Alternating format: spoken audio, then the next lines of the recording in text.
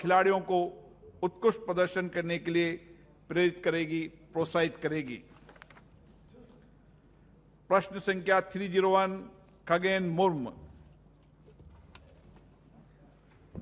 धन्यवाद अध्यक्ष महोदय। प्रश्न संख्या बोलो आप तो। प्रश्न नंबर 301। माननीय मंत्री जी, माननीय सदस्य। धन्यवाद सर।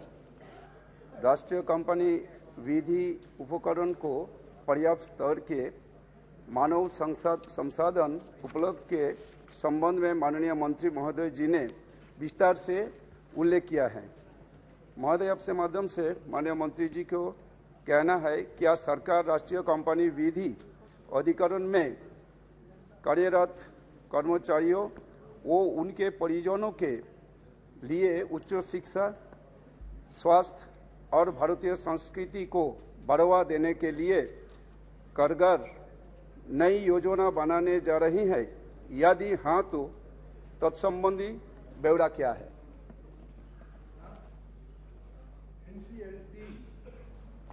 जो कंपनीज एक्ट के तहत स्थापित हुई थी 2016 के अंदर, उसका विषय है। ये विषय से विभिन्न सवाल पूछ रहे हैं, कोई रिलेशन नहीं है। माननीय सदस्य सप्लीमेंट्री। सर, मेरा एडिशनल क्वेश्चन, क्या सरकार राष्ट्रीय कंपनी विधि अधिकरण के खंडपीठों में लंबित 20,963 मामलों के त्वरित निपटान हेतु कारगर कदम उठा रही है? ये तो संबंधित प्रश्न है ना मंत्री जी। दूंगा जनाब। 2016 के अंदर एनसीएलटी स्थापित हुआ था, चालू हुआ था, और उसके चालू होने के उपरांत कुल मिलाकर के जो पहले सीएलबी हुआ करता था उसके 5,345 केस, हाई कोर्ट के 4,276 केस, 77,000 नए केस एनसीएलटी के यहां दाखिल हुए। कुल मिलाकर के इनकी संख्या बनती है 87,394, जो कि 30/6/22 तक की सूची है। अब इन 87,000 में से 66,000 केसेस ऐसे हैं जो कि डिस्पोज ऑफ हो गए हैं। केवल 20,000 केस बकाए हैं जो आज के दिन इसके सामने प्रस्तुत हैं, और ये डिस्पोजल रेट जो अगर गिनी जाए, भांपी जाए तो 76% बनता है। और कोविड के दौरान अगर 76% डिस्पोजल रेट किसी ट्रिब्यूनल का हो जाता है तो मैं समझता हूं कि सराहनीय है, और जो ये बचे हुए भी हैं इनको भी जल्दी से जल्दी।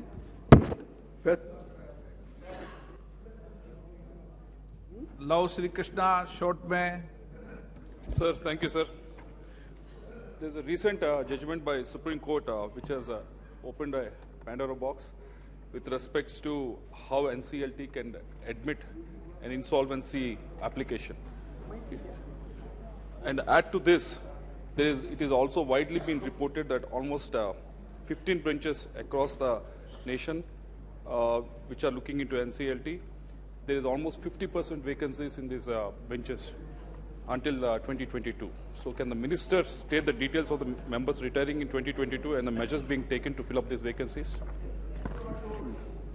There are 62 posts in the NCLT, including one chairman. Out of this, today 30 are filled up, and there's one chairman of these 30 benches. 15 posts of members became vacant, and the Chief Justice of India has in June 22 taken interviews for a number of people to fill in these vacancies. Another 15 vacancies are already existing, and they have been advertised for, and they will be filled in as and when the Chief Justice of India wants to take an interview for the gentlemen who have applied for these posts. Shri Saugata Roy ji. बहुत शुक्रिया sir. This NCLT is the main organization which decides on the IBC cases, that is Insolvency and Bankruptcy Court cases. and IBC cases relate to companies which have gone into liquidation, which decides on the haircut and the compensation to be paid to debtors and also to workers or employees of the company. Now, as it is, 32 benches are still empty, and only 76% of the cases are being dealt with. 20,000 cases are pending. आपका प्रश्न क्या sir, है? प्रश्न short में करेगा sir, short. Sir, इसलिए I want to ask the Honorable Minister that it is a total failure of the government to be unable to fill up the benches. The present process is you have a committee under the chairmanship of the Supreme Court Chief Justice. माननीय मंत्री जी, Sir, I want to know what steps you are taking. माननीय सदस्य Sort please, out. माननीय सदस्य chair को संबोधित करो आप। सर, IBC सब खाली है। ओके, ओके, और माननीय कंपनी मंत्री जी। लिक्विडेट हो रहा है, कुछ नहीं कर रहा है सर। माननीय मंत्री जी, Sir, selecting members of the NCLT and the NCLAT is under the chairmanship of the Supreme Court Chief Justice. And as per अगर आप बेटे बेटे चर्चा करेंगे तो आइंदा प्रश्नकाल में आपको मौका नहीं दिया जाएगा। Please sit down. माननीय मंत्री जी, नो। मैं ज्यादा नहीं करता।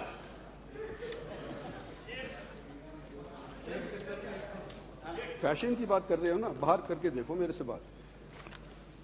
जनाब चेयरमैन साहब, आईबीसी 2016 के अंदर स्थापित हुआ। 38,208 एप्लीकेशन यहां रिसीव हुई और 25,361 आईबीसी के तहत केसेस डेल्ट हो चुके हैं।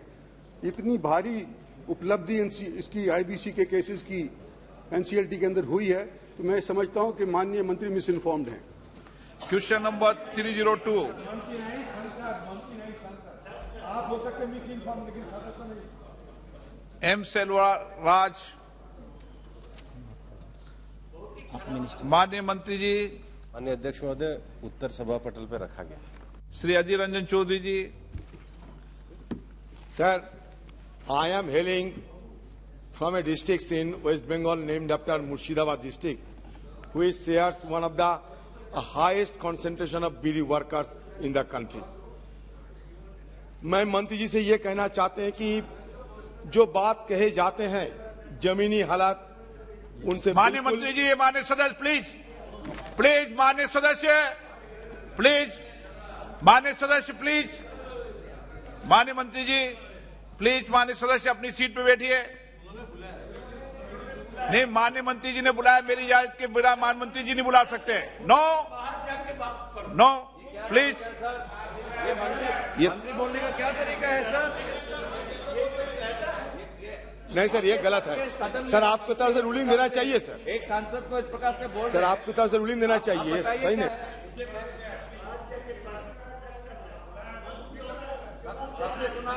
आजकल क्या देख पा रहे हैं कि काफी अहंकारी हो जा रहे हैं, काफी अहंकार पैदा होते हैं। आप प्रश्न पूछिए। सर मैं मंत्री जी से ये पूछना चाहते हैं और जानना भी कोशिश करेंगे कि ये जो वेलफेयर की बात कही जाते हैं, जैसे कि हेल्थ में, एजुकेशन में और मतलब हाउसिंग में, इसके जमीनी हकीकत एकदम उल्टी तरफ है सर। क्योंकि सर मैं एक मिसाल के तौर पर यह कहना चाहते हैं, पहले तो यह है कि हमारा डिस्ट्रिक्ट में एक हिस्सा है जंगीपुर सब डिवीजन, जहां 10 लाख से ज्यादा बीड़ी वर्कर रजिस्टर्ड है। वहां मिनिमम वेज तो नहीं मिलते हैं। और दूसरी तरफ मैं मिसाल के तौर पर कहना चाहते हैं कि नीमतिता में एक चेस्ट क्लिनिक है और तारापुर में एक हॉस्पिटल है। नीमतिता चेस्ट क्लिनिक में कोई डॉक्टर नहीं है, कोई नर्स नहीं है, एक पियोन बैठे हुए हैं। और जो तारापुर हॉस्पिटल है, वहां डॉक्टर कहता है मरीजों को, भाई यहाँ आना है तो घर से खाना मंगाना पड़ेगा, यहाँ आ सकते लेकिन घर से खाना मंगा के यहाँ आ सकते। सवाल क्या तो है? मैं ये पूछना चाहते हैं कि जो बड़ी बड़ी बात कहे जाते हैं, इसके ऊपर निगरानी करने के लिए आपको यह सवाल पूछा गया कि इम्पैक्ट स्टडी, ये इम्पैक्ट स्टडी कैसे आप करते हैं? नहीं तो हमारी जैसे माननीय मंत्री जी, हमारी जैसे डिस्ट्रिक्ट में बीड़ी वर्क की हालत और बदतर होते जा रही है। माननीय अध्यक्ष महोदय, पूरे भारत में 49,82,294 बीडी वर्कर रजिस्टर्ड हैं। उसमें बंगाल में 18,29,203 है। मुझे समझ में नहीं आता कि अकेले 10 लाख एक तहसील में कैसे हो सकते हैं।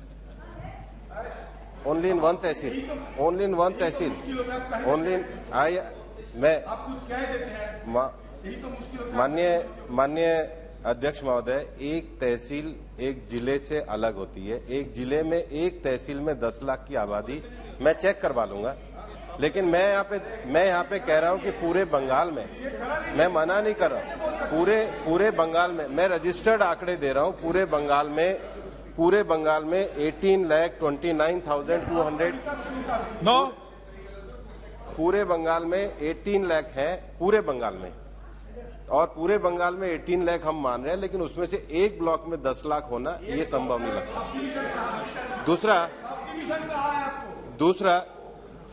दूसरा पूरे देश में बीडी वर्कर में, अब मैं पूरा विषय रख दूंगा, दीजिए आप रख दो। पूरे देश में बीडी वर्कर के लिए हम 3 तरह से योजनाएं करते हैं। पहला हेल्थ कंपोनेंट, दूसरा स्कॉलरशिप का, और तीसरा हाउसिंग का। जहां तक हेल्थ कंपोनेंट की बात है, पूरे देश भर में हमारी 285 डिस्पेंसरीज और 10 हॉस्पिटल चलते हैं। जहां तक स्कॉलरशिप का विषय है, हम बीडी मजदूरों के बच्चों को 1,000 रुपए से लेके 25,000 रुपए उनकी जिस प्रकार के शिक्षा की योग्यता होती है उस प्रकार से हम लोग स्कॉलरशिप देते हैं।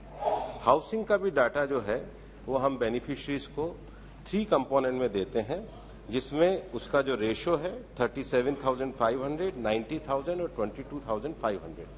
जहां तक माननीय अधीर जी ने मुझे समीक्षा की बात कही है, इसकी नियमित समीक्षा हम लोग करते हैं। अगर कोई ऐसा तथ्य किसी पर्टिकुलर अस्पताल का है, वो हमारे संज्ञान में लाएंगे तो हम उन अधिकारियों के खिलाफ समुचित कार्रवाई करेंगे। दुष्यंत सिंह जी, नहीं, आप मंत्री जी ने जवाब दे दिया। अध्यक्ष जी, आपको धन्यवाद देता हूं। मैं मंत्री जी से मैं पूछना चाहता हूं, सर, मैं राजस्थान से आता हूं और राजस्थान के उस जिले से आता हूं जहां तेंदुपत्ता का ग्रोथ होता है।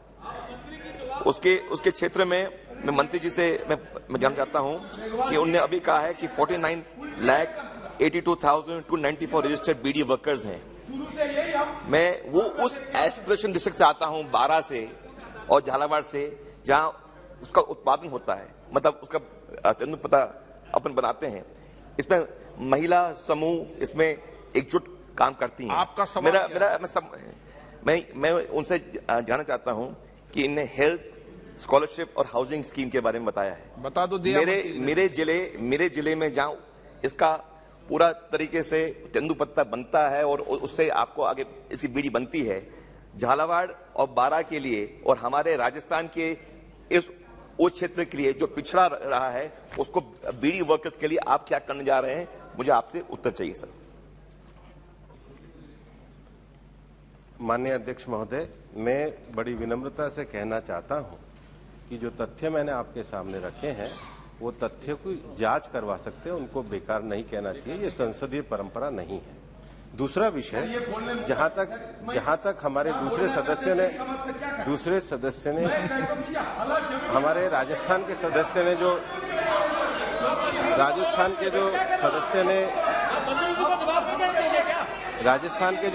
ने विषय रखा है, हमारे वेलफेयर ऑफिसर के द्वारा उस पूरे विषय का संज्ञान लिया जाता है। देश में जो 17 वेलफेयर ऑफिस है, उस 17 वेलफेयर ऑफिस में एक अजमेर में है जो पूरे राजस्थान के बीड़ी मजदूरों के विषयों को देखता है। टीआर बालू साहब,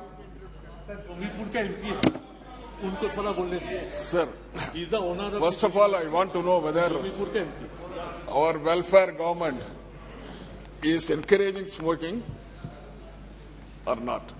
The second thing is, if this government is not encouraging smoking, why should you keep this beer industry running forever?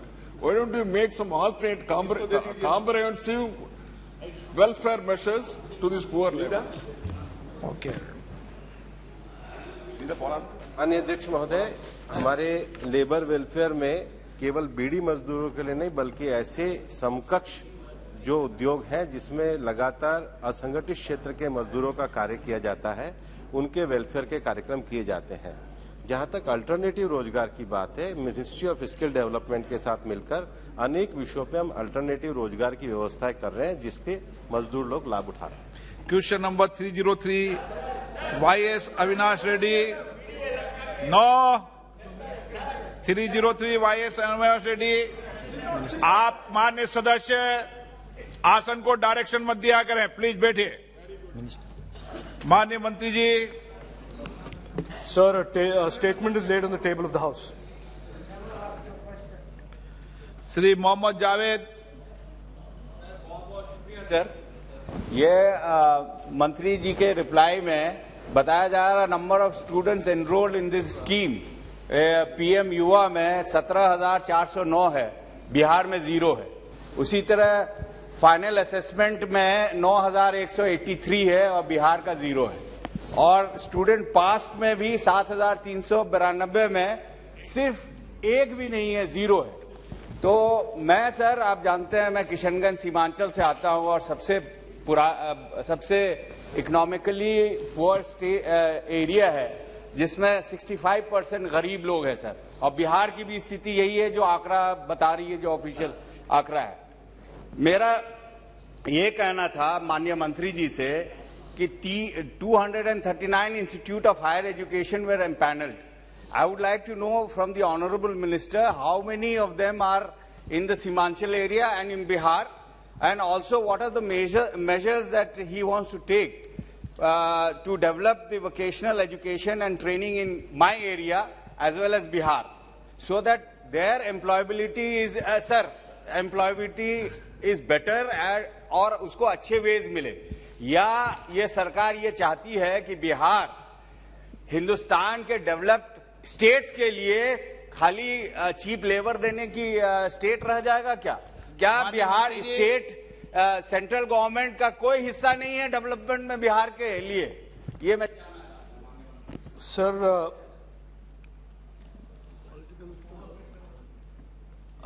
माननीय सांसद जी जानते हैं कि 2015-16 से हमारे सरकार ने एंटरप्रेन्योरशिप और स्टार्टअप्स के लिए और एक माहौल बनाने के लिए और उनको कैटलाइज करने के लिए बहुत कुछ हमने किया है। और इसीलिए आज हम देख रहे हैं कि दुनिया के सबसे तेजी से उभरने वाले स्टार्टअप और इनोवेशन इकोसिस्टम भारत में बना है। आज भारत में 70,000 से ज्यादा स्टार्टअप बने हैं। 100 मैं प्रश्न खत्म करूं ना, आंसर बता दूं पहले। 100 से ज्यादा यूनिकॉर्न बने हैं यहाँ पर। माननीय मंत्रीगण, आपसे आग्रह है, सॉरी सर, आप माननीय सदस्यों से बात करो, आसन से बात कराएं। My apology sir. Sir, over 100 unicorns have been created, and without any doubt India has created one of the most vibrant entrepreneurial and startup ecosystems in the world, thanks to the efforts of the government and multiple policies of the government. One of the policies was the PM Yuva scheme, sir, that was implemented by the Ministry of Skill Development and Entrepreneurship that I represent today. उसके 2 phase थे sir. PM Yuva 1.0 जो माननीय सांसद जी ने कहा, उसमें 2000 this was targeting higher institutes of higher learning over 26 states and UTs.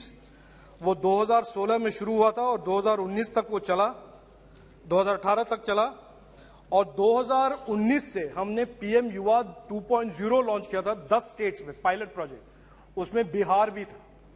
और वहां पर हमने टारगेट किया था ITIs, NSTIs और जो स्किल डेवलपमेंट के इकोसिस्टम में एंटरप्रेन्योरशिप चलाया जाए।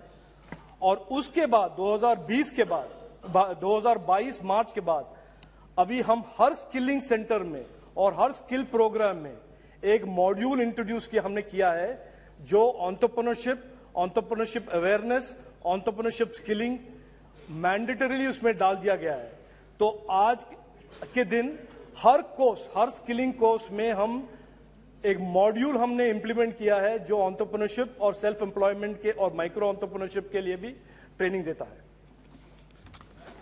ऐसे माननीय सदस्यगण, आपसे आग्रह करूं कि मूल प्रश्नकर्ता ने आंध्र प्रदेश के बारे में विशेष कार्यक्रम के बारे में पूछा। आपका कोई मानो स्पेसिफिक क्वेश्चन तो आप मंत्री जी आपको जवाब भेज देंगे। Question number 304 Sunil Kumar Singh. माननीय अध्यक्ष जी, प्रश्न संख्या 304। माननीय मंत्री जी। माननीय अध्यक्ष जी, मैं माननीय प्रधानमंत्री नरेंद्र मोदी जी को धन्यवाद देना चाहूंगा कि केंद्र सरकार ने आदिवासी समाज के सामाजिक आर्थिक उत्थान के लिए कई कल्याणकारी योजनाएं चलाने के लिए जनजातीय मंत्रालय का बजट 2020-21 में जो लगभग 5494 करोड़ था, उसे इस वर्ष लगभग 8452 करोड़ कर दिया है। साथ ही मैं माननीय मंत्री जी का भी धन्यवाद दूंगा कि उन्होंने विस्तृत जवाब दिया है और प्रधानमंत्री आदि आदर्श ग्राम योजना में झारखंड के लगभग 3891 गांव हैं, जिसमें से मेरे संसदीय क्षेत्र के चतरा, लातेहार और पलामू जिला में 256 गांवों को शामिल किया गया है। इसके लिए मैं मंत्री जी का आभारी हूं। मेरा आपके माध्यम से मंत्री जी से पूछना है कि झारखंड सहित त्रिपुरा, यूपी आदि कुछ राज्यों में कुछ नई जातियों को एसटी में शामिल होने के बाद स्वाभाविक रूप से कई गांवों और प्रखंडों में 50% अनुसूचित जनजाति वाली आबादी बढ़ी होगी। तो ऐसे गांवों की पहचान कर उनको प्रधानमंत्री आदि आदर्श ग्राम योजना में शामिल करने की क्या योजना है? अध्यक्ष महोदय, माननीय सदस्य ने जो अनुपूरक पूछा है, वैसे इसमें पूरी तरीके से स्पष्ट कर दी गई है कि यह आज़ादी के अमृत महोत्सव को ध्यान में रखते हुए भारत सरकार ने देश में इस वर्ष, यानी ये 5 वर्ष की योजना है और इस वर्ष 7500 गांवों को चिन्हित किया है और आगामी 5 वर्षों में यानी 2024 तक लगभग 36,000 गांवों को इसमें सम्मिलित करते हुए पूरा करेगी आदि आदर्श ग्राम योजना के माध्यम से। और इसमें उन गांवों का चयन किया गया है जहां आबादी के दृष्टि से 25% से अधिक है और गैप के दृष्टि से जो ग्रामीण विकास मंत्रालय के माध्यम से ऑल इंडिया सर्वे किया गया था और उस सर्वे के आधार पे जो गैप मिली थी, उन सारे गांवों को ट्राइबल एरिया के चयन कर लिए गए हैं। तो इसलिए ऐसे माननीय सदस्य ने जो पूछा है कि क्या ये गांव जो बाद के दिनों में इस तरह के जहां अनुसूचित जनजाति के मात्रात्मक त्रुटि के कारण या ऐसे अनुसूचित जनजाति जो सूची में छूट गए थे, वैसे गांव में भी हम आगे इस बात को ध्यान में रखेंगे इस योजना के साथ साथ कि उन्हें भी इस तरह के लाभ कैसे उपलब्ध हो सके। Honourable member. माननीय अध्यक्ष जी, मैं माननीय मंत्री जी को धन्यवाद दूंगा कि इन गांवों के लिए लगभग 20,38,000 रुपए का प्रावधान किया गया है। साथ ही मैं आपके माध्यम से जानना चाहूंगा कि जिन प्रखंडों में जनसंख्या की वृद्धि हुई है और जो एकलव्य स्कूल के मापदंडों को पूरा करते हैं, जैसे मेरे संसदीय क्षेत्र के कुंदा, लावालौंग, सिमरिया, टंडवा और लातेहार जिले के बारियातू, हेरहंज, बालूमाथ, चंदवा, मनिका, सरजू और पलामू जिले के सतबरवा और पाकी में और लेसलीगंज में एक तो एकलव्य विद्यालय खोलने की नई योजना क्या है और पहले से स्वीकृत योजनाएं जो कान्हाचट्टी, बरवाडी, गारू, लातेहार, महुआडांड, मनातू में था, उसमें से कान्हाचट्टी, महुआडांड और मनातू में अभी तक शुरू नहीं हो पाया, तो वो योजनाएं कब तक कार्य रूप लेंगी? मैं आपके माध्यम से माननीय मंत्री जी से जानना चाहता हूं। अध्यक्ष महोदय, यह आदि आदर्श ग्राम योजना से नहीं है, लेकिन माननीय सदस्य ने पूछा है, इसलिए मैं इसकी भी थोड़ी सी उनको उत्तर दे देना चाहता हूं कि यह जो एकलव्य मॉडल स्कूल है, यह सैद्धांतिक तौर से मंत्रिमंडल के द्वारा यह सुनिश्चित करते हुए कि जिन प्रखंडों में 50% से अधिक एवं 20,000 से अधिक आबादी है, उन गांवों में एकलव्य मॉडल स्कूल बनाया जाए। उसके तहत कुल मिलाकर के 740 से अधिक विद्यालय बनाए जा रहे हैं और ये 5 साल के अंदर बनाए जाएंगे। 2024 तक इसको भी पूर्ण करना है और इस दृष्टि से यह कार्य प्रारंभ हो गया है और लगभग इस पर 29,000 करोड़ से अधिक राशि वित्त मंत्रालय ने स्वीकृति दी है इस योजना के लिए। यह योजना पूरा होने के बाद आगे हम इसकी समीक्षा करते हुए निर्णय लेंगे कि उन क्षेत्रों के बारे में क्या और बेहतर किया जा सकता है। Kumari ji Madhavi. Thank you, Speaker, sir. Sir, I am representing the tribal constituency of Araku. Sir, where even now basic infrastructure need to be improved vastly. Sir, the state government of Andhra Pradesh has been extending all possibilities help to improve the facilities, sir. Sir, I would like to ask the Honourable Minister, what are the steps being taken by the central government to improve the basic infrastructure in the state of Andhra Pradesh? Sir, I am also requesting the Honourable Minister, under Pradhan Mantri Adi Adarsh Grama Yojana, please, if any possibilities, please improve the number of villages, which is very much helpful too, sir. Thank you, sir. अध्यक्ष महोदय, अभी तो ये first phase में हम लोगों ने इस तरह के नीतिगत निर्णय लिए हैं और इसकी सूची जारी कर दी गई है, लेकिन इसके साथ साथ ही रूरल डेवलपमेंट के यानी ये जो योजना है इसके पीछे उद्देश्य यही है कि जिन गांवों को हम चयनित किए हैं या वैसे गांव जहां पर आधारभूत संरचना की कमी है, वैसे गांव में सभी मंत्रालयों के उन योजनाओं को पूर्ण रूप से सम्मिलित करते हुए उस गांव को सेचुरेशन मोड में लेकर के आना है। तो सेचुरेशन मोड में लाने का जो माननीय प्रधानमंत्री जी का उद्देश्य है कि एक गांव को आप चयन करें तो उसकी पूरी आवश्यकता को ध्यान में रखते हुए इनकम जनरेशन से लेकर के उद्यमिता से लेकर रोजगार से लेकर शिक्षा से लेकर स्वास्थ्य से लेकर और बाकी जितने कम्युनिकेशन, चाहे वो 4G का मामला हो, चाहे वो पोस्ट ऑफिस का मामला हो, सारी चीजें इसमें सम्मिलित होना चाहिए और सेचुरेशन मोड में। तो मैं माननीय सदस्य से यही कहना चाहूंगा कि ऐसे गांव, जो गांव आपको लगता है कि गैप है, उसकी सूची आप जिला स्तर पर दे करके इसको स्थानीय स्तर पर सम्मिलित कराते हुए आगे कार्य को जारी रख सकते हैं। क्वेश्चन नंबर 305 श्री उत्तम कुमार रेड्डी। Question 305 sir. माननीय मंत्री जी, माननीय सदस्य। Speaker sir, in the reply given by the minister, they have said that the unspent CSR funds can be carried forward for the next 3 years. I wish to seek a clarification of the minister whether it is unspent funds on committed projects or all unspent funds that you're going to carry forward for the next 3 years. Then because the understanding in all company secretaries is that unspent funds on projects which have been commenced, not all unspent funds. Anyway, so your reply said that. Second, the amendments to the Companies Act as far as CSR funds is concerned is applicable from what date or what financial year? And for those companies for which the amendments are not applicable, have any penal provisions or legal consequences, legal action been taken against those companies who have not followed the government rules of spending 2% on the funds? Then, sir. Okay. Sir, I'll just finish. I'll just finish. I'll finish. Okay, sir. आपको supplementary allow नहीं करूंगा नहीं तो फिर। Any company which falls under the purview of Section 135 as per the Act has to spend 2%. Now, if they have not spent the 2% in the given year, then they have to put it in an account, which is called the CSR account. And that CSR account can be put forward for 3 years if the first year the project has not been completed. That is one thing. The second thing the honourable member asked was,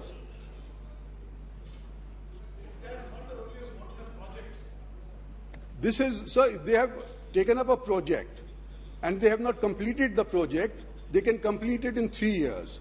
Also, if on a project they have overspent, then they can set it off for the next 3 years. This is what my reply says, sir.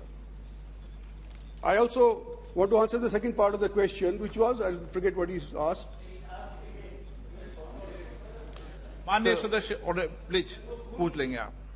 Sir, Honorable Speaker, sir, the unspent amount on a project, or if a company does not spend CSR for the year, can they take it, or are they allowed to take it forward for the next 3 years? Second, from what date are your amendments to the Companies Act as far as CSR is concerned? From what date or financial year are they applicable? Now, those companies which have defaulted before the amendments are coming to place, are you taking any legal action or any penal provisions? In the Act, it says preference to be given to local areas. Now, what is local areas? Now, can you please define what, in the Act, what says local areas is what? Lastly, sir, Singareni Collieries is a company, Government of India and Government of Telangana company, which has been violating the CSR funds repeatedly. Is there any monitoring of the way it is being spent? Thank you, sir. Sir 4 प्रश्न पूछे हैं, 2 पहले पूछे थे, नहीं 2 पहले पूछे थे, दोबारा उनको रिपीट किया उन्होंने, एक नया पूछा है. सर, जो कंपनी अगर किसी चीज को, if they have taken up a project and they have not completed the project, then they can put the money in a CSR fund, and for the next 3 years they can spend to complete that project. This is what the law states as per the Act. What the companies have done, I do not know. If they ask a specific question on that, I'll let him know. As far as penal provisions are concerned, they have made a civil wrong recently.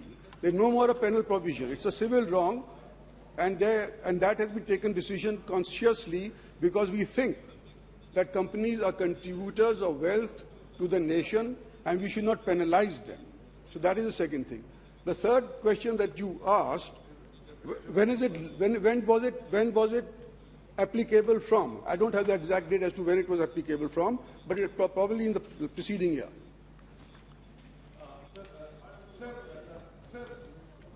छोड़ो Shashi.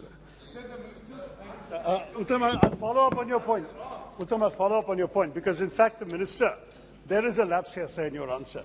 I have the report of the high-level committee on CSR set up under the Secretary for Corporate Affairs, which actually makes a number of recommendations, only one of which you have put into the Companies Amendment Bill. Whereas, Mr. Speaker, sir, the recommendation and the question that the Honourable Member asked is as follows. Unspent CSR amount for a particular year may be transferred to a separate designated account created for the purpose. So if you haven't spent 2%, not just on an incomplete project, you can put that for another account.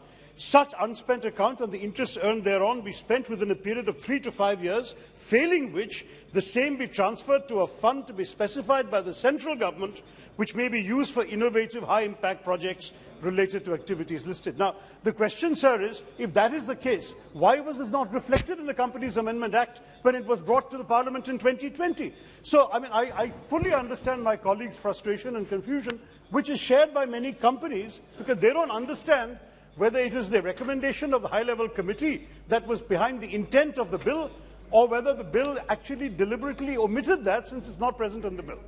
The Minister should please clarify. Sir, the CSR amendments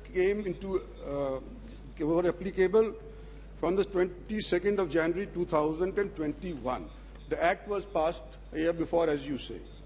Now, the recommendations on what was with the background of those decisions, I cannot specify whether it was considered or not, what the recommendation of the committee was considered or not. But the amendments took place a year after the Act was promulgated.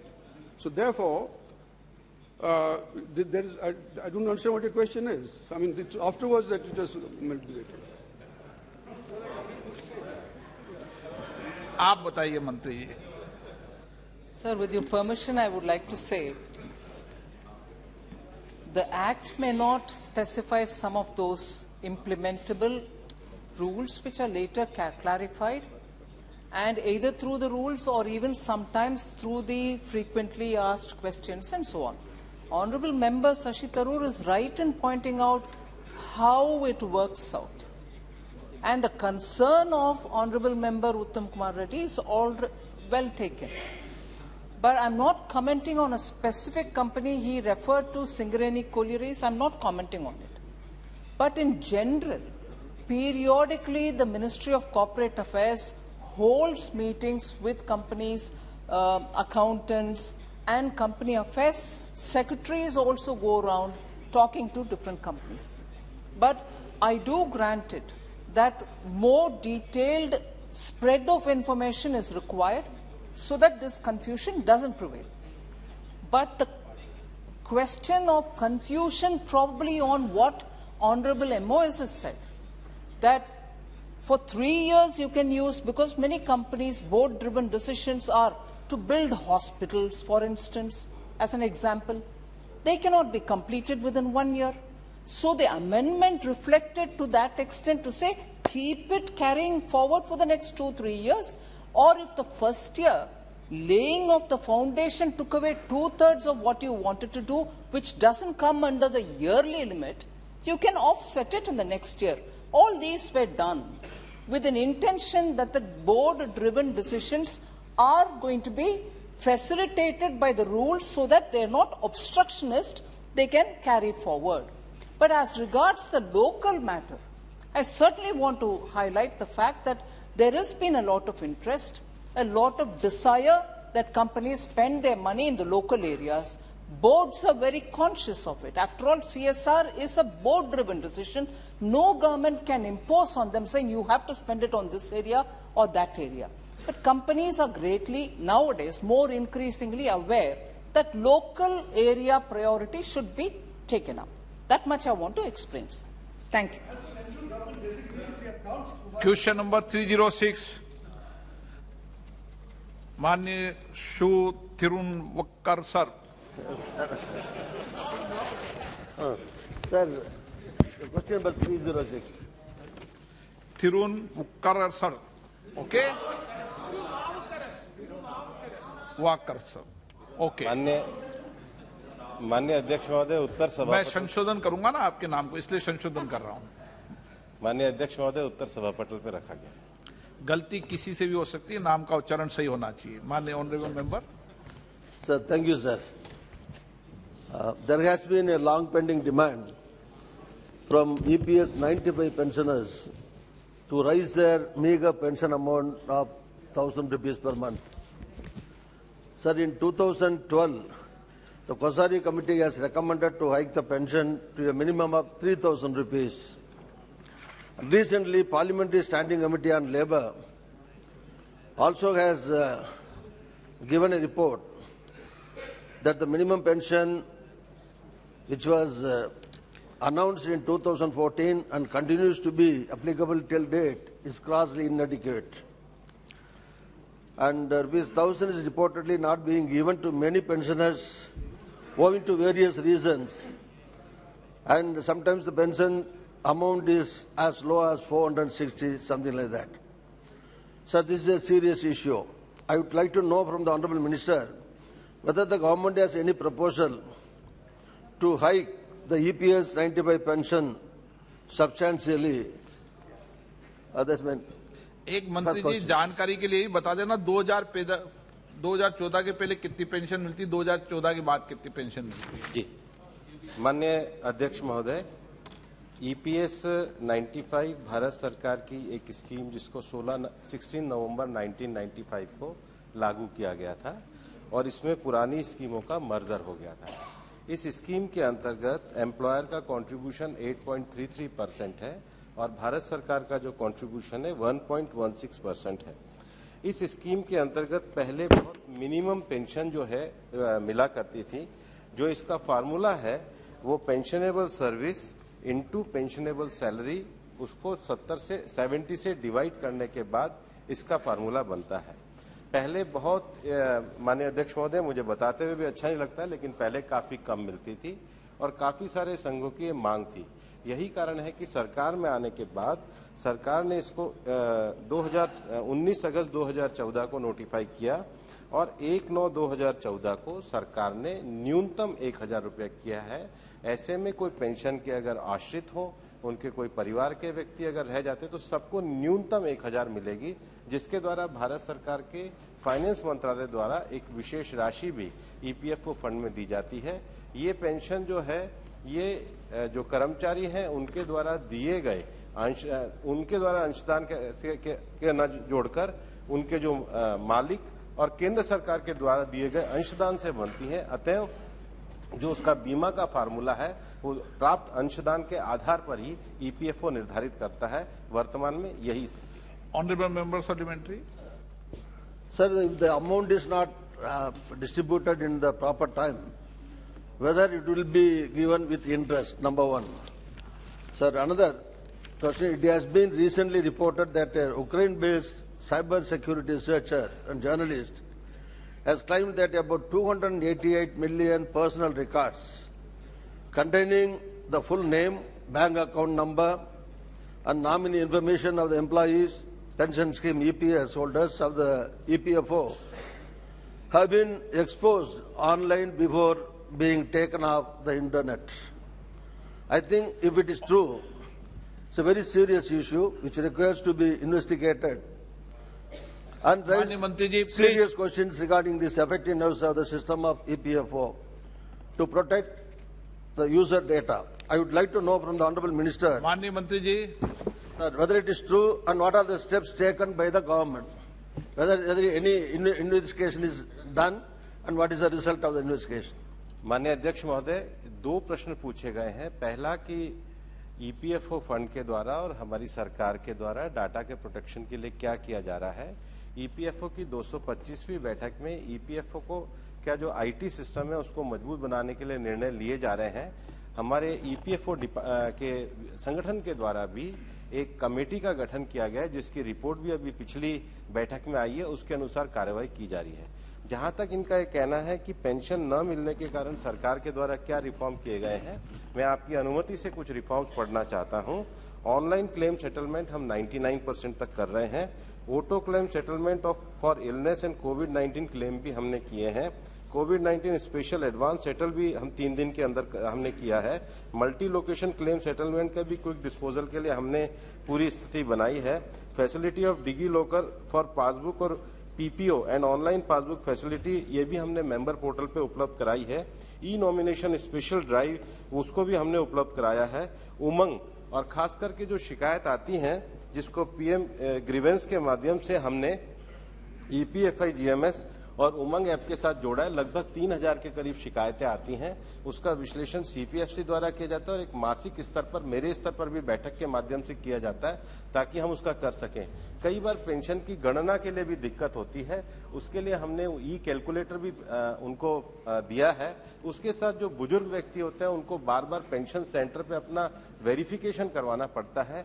पिछली बैठक में हमने निर्णय पास किया जिसमें हमने face verification को भी अलाउ किया है ताकि पेंशन प्राप्त करने वालों को सुविधाजनक रूप से पेंशन मिल सके। N K. Premachandran ji. Thank you very much, Speaker, sir.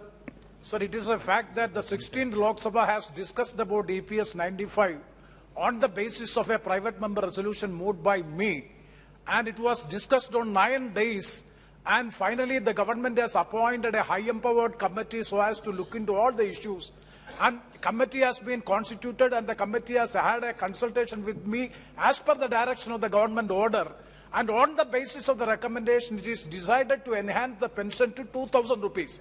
That is a specific question which was put in by whether the government is looking on to this aspect of enhancement of pension, and also another direction has been given by the EPFO authorities that 10 years of continuous service is the minimum requirement for the entitlement of the pension.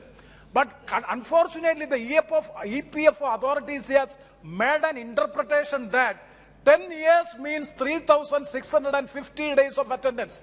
Sir, Honorable Speaker, sir, 1 second, sir. Sir, how it is possible as far as a cashew worker to have 3,650 days of work? So it is not applicable to the cashew workers. Kindly clarify that point also because it is adversely affecting the...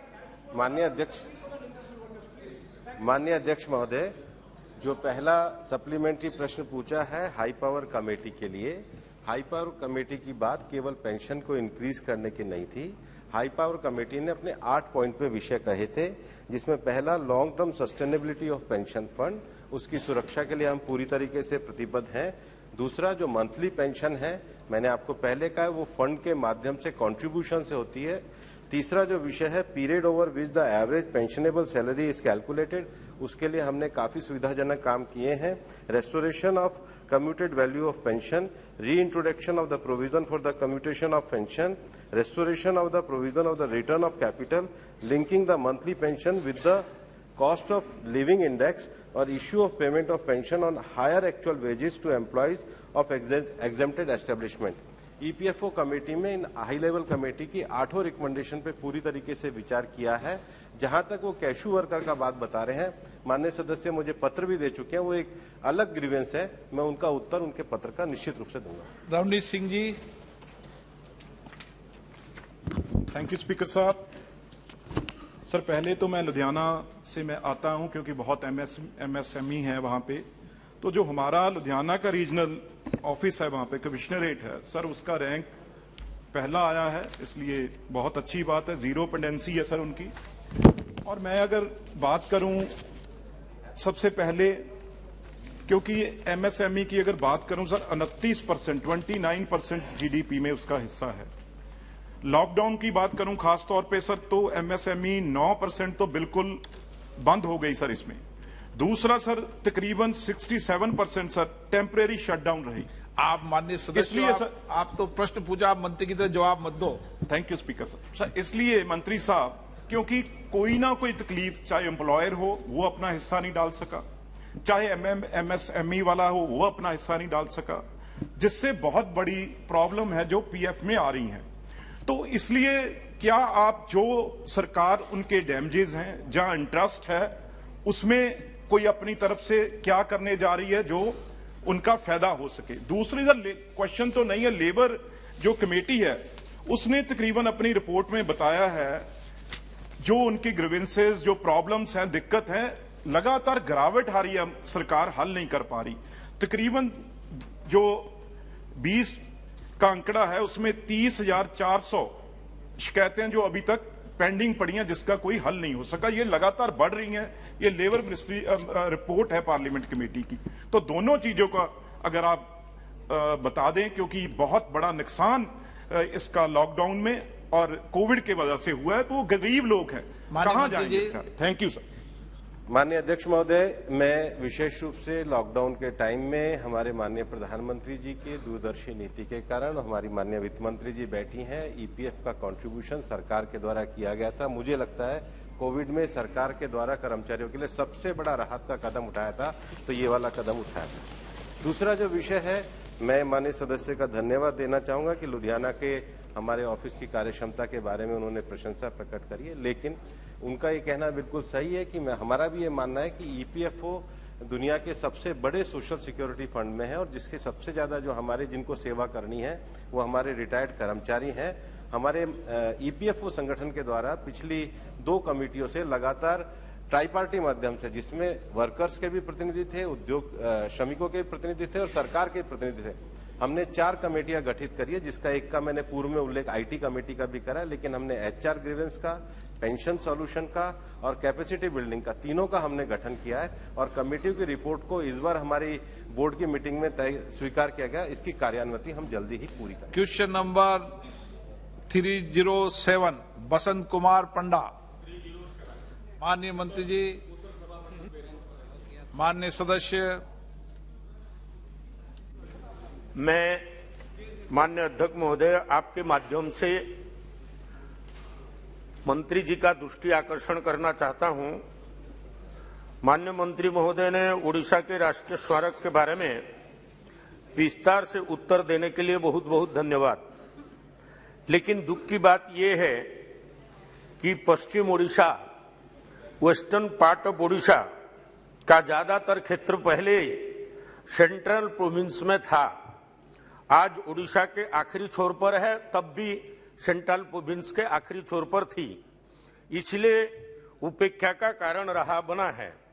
इसलिए माननीय मंत्री जी से निवेदन करता हूं कि निम्नलिखित स्थानों को इसका ऐतिहासिक, सांस्कृतिक, आध्यात्मिक महत्व को ध्यान में रखते हुए राष्ट्रीय स्मारक घोषित करने का विचार करें। समलेश्वरी मंदिर संबलपुर, पाटनेश्वरी मंदिर बलांगीर पाटनागढ़, हरिशंकर मंदिर जिला बलांगीर, नरसिंहनाथ मंदिर जिला बरगढ़, लंकेश्वरी मंदिर जिला कलाहंडी, माणेकश्वरी मंदिर जिला कालाहांडी, पातालेश्वर मंदिर जिला नुआपड़ा, जोगेश्वर मंदिर जिला नुआपड़ा, दधिमाबन मंदिर जिला नुआपड़ा, साबर श्रीक्षेत्र के जगन्नाथ मंदिर कोरापुट और उसके साथ साथ ये अमृत महोत्सव के पावन बेला पर स्वतंत्रता सेनानियों का एक पीठ है सालियागढ़, जो कि 1930 में जंगल सत्याग्रह का प्रभावित होकर के प्रजामेली हुआ था, अंग्रेजों के द्वारा आक्रमण हुआ था, उसको राष्ट्रीय स्मारक रूप से घोषित किया जाए और उसके सुरक्षा और विकास के लिए सुचिंतित व्यवस्था किया जाए। धन्यवाद अध्यक्ष महोदय। माननीय सदस्य ने ओडिशा के पश्चिमी क्षेत्र के संबंध में कुछ स्थानों का जिक्र किया है और उनको प्रोटेक्टेड मॉन्यूमेंट में सम्मिलित करने का जिक्र किया है और उन्होंने इतिहास बताते हुए ये भी बताया कि इनकी उपेक्षा हुई। मैं आपके माध्यम से माननीय सदस्य को बताना चाहता हूं कि एएसआई की स्थापना, आर्कियोलॉजिकल सर्वे ऑफ इंडिया की स्थापना 1861 में हुई थी। उसके बाद अंग्रेजों के समय ही एक एक्ट 1904 में, एंशिएंट मॉन्यूमेंट प्रिजर्वेशन एक्ट 1904 में आया था। देश आजाद होने के बाद ancient monument and archaeological sites and remains act 1958 बना था। इसके माध्यम से हम जो राज्यों से प्रस्ताव आते हैं, वैसे भी कोई आदमी एनजीओ भी प्रस्ताव दे सकता है, उनको हम प्रोटेक्टेड मॉन्यूमेंट में सम्मिलित करते हैं। आपने जो स्थानों का जिक्र किया है वो राज्य के माध्यम से आने के बाद वो हिस्टोरिकल साइट होनी चाहिए। हिस्टोरिकल साइट के साथ साथ उसमें आर्कियोलॉजिकल वैल्यू, पुरातत्व का भी उसमें भाव होना चाहिए और ऐसी साइट होनी चाहिए जिसको प्रोटेक्टेड मॉन्यूमेंट करने से देश को फायदा होगा। अगर ऐसी चीजें सम्मिलित होती है और पात्रता रखते हैं वो स्थान, तो निश्चित रूप से इसकी जांच करके परीक्षण कराया जाएगा। धन्यवाद।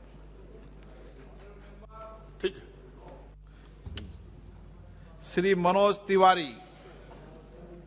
अध्यक्ष जी, मुझे बहुत खुशी है कि नरेंद्र मोदी जी की सरकार संस्कृति, कला, शिल्पकार, कलाकार के लिए बहुत अच्छा कर रही है।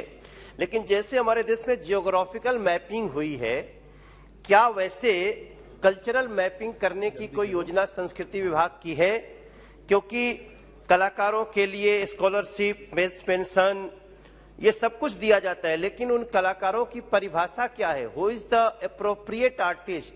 और कितने कलाकार हैं, कितने कीर्तनी हैं, कितने रामायणी हैं, विभिन्न धर्मों के गायकार हैं, ये सब जब पता चलेगा तो सही मायने में उनको जाएगा। तो सरकार क्या कल्चरल मैपिंग के लिए कोई योजना ला रही है? यदि हाँ तो क्या है? धन्यवाद अध्यक्ष महोदय। माननीय सदस्य ने बहुत अच्छा प्रश्न किया है और सुझाव के रूप में है। निश्चित रूप से आगे विभाग में जब कार्रवाई होती है तो कल्चरल मैपिंग के बारे में निश्चित रूप से चिंतन करेंगे। सीसी सर दिन्ना जी। You, sir. There's a very important archaeological site in Goa called Old Goa, which is also a religious center. In the premises, one house has been built. People are on hunger strike for the last 1 year. I also brought to the notice of the government. I would like to know whether any decision has been taken to demolish that house, because the Panchayat has given a decision to demolish that particular house. माननीय अध्यक्ष महोदय, इस प्रश्न का कोई सीधा संबंध इस क्वेश्चन से नहीं है, फिर भी मैं डिटेल ले लूंगा और जवाब दूंगा। Thank you. Question number 308 Shri PR Natarajan. 308 माननीय मंत्री जी। Sir, a statement is laid on the table of the House. Honorable member. Sir, a detailed reply was given by the minister, but sorry to say that it is not clearly mentioned about the beneficiaries. It's not centrally, it is not maintained. The beneficiaries result. So, we need a reply from the ministry regarding the beneficiaries list that must be maintained by the center. The second point is, they have mentioned about the Coimbatore opening up more training institutes at Coimbatore, Tamil Nadu, but a time-bound instruction must be given by the minister, please. Thank you, sir. मंत्री जी आप देखो। जी माननीय मंत्री जी। Sir, the honourable member has asked two questions. One is about keeping a list of the trainees. I just want to point out to him that the details of all the trainees for the short-term training programs, the NAPs, the JSSs and the ITIs are maintained by the various institutions that deliver those skilling programs. To the question about expanding the skilling network in Tamil Nadu and Coimbatore, sir, Skill India is a demand-driven program, and as the demand for skilling increases, the Government of India and the state government respond accordingly with either a diversification of skill programs or increasing in the capacity of developing the skills, delivering the skills. So it is a very demand-driven program, sir, and as the demand increases, the capacity increases. Thank you, sir. Second supplementary, हो गया? Shrimati S. Jyotimani ji, quick question, please. Yes, sir. Thank you for the opportunity, sir. Sir, despite the government's putting continuous efforts for decades, the training on women is not giving the desirable outcome, I feel, due to the gender stereotype approach in the training. We have so many lists of training. We used to go for a tailoring, beautician course and the simple computer MS Office. Now, Honorable Minister will well aware that we are living in the era of artificial intelligence. Women are capable enough to have any such a new current training. I would like to know from the Honorable Minister that the government has any plan to revamp their training system according to the current need. Also, the women need lot of skill of different kind, communication, language, and even they don't even know how to write their CVs. They don't even know how to attend interviews. They don't even know how to approach banks with the proposal. So the training has incorporated these kind of skills. Please, हो गया. Please.